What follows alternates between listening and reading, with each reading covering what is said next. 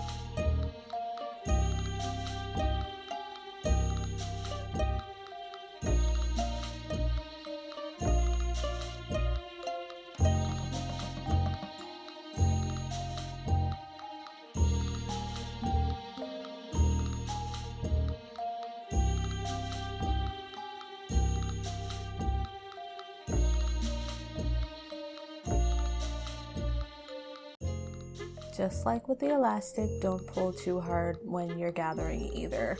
The thread will break and you'll have to regather the whole entire thing. This has happened to me many a time during this process. Don't repeat my mistakes and be patient.